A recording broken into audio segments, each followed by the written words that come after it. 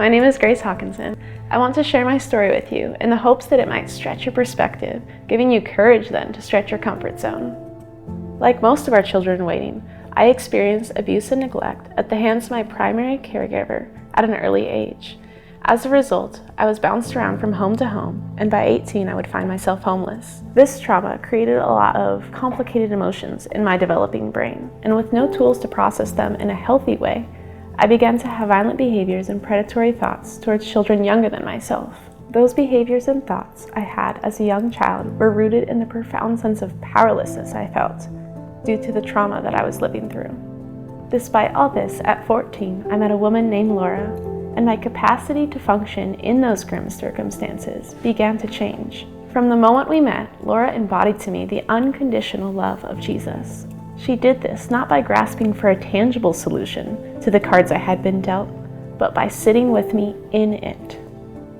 Over the next 10 years, she spent countless hours listening to my story, mourning with me over all that had been broken, and cheering me on. It didn't matter that she was the only one in my corner. What mattered is that I wasn't alone anymore. I began to think of Laura as a piggy bank. One by one, I gave her each fragile piece of myself, terrified each time that it would be too much for her to hold. Little did I know the piggy bank was bottomless. This gradual surrendering of trust built my confidence that it was possible to be wholly seen and wholly embraced. In addition, our length of relationship taught me that consistency is also possible.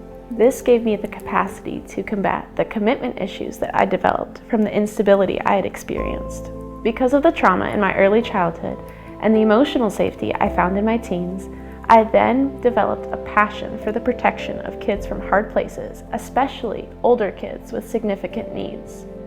For the past 3 years, I have had the absolute honor of parenting a child with similar experiences to my own. My background helps me understand that my child's violent and sexual behaviors stem from a desire to understand the trauma that's happened to them by reenacting it. Do my child's behaviors make me see them differently? No. We do, however, have to make adjustments to our life in order to protect any younger children who might come into contact with them. But the extra effort that those precautions take cannot compare to the reward of seeing my child feel secure and loved.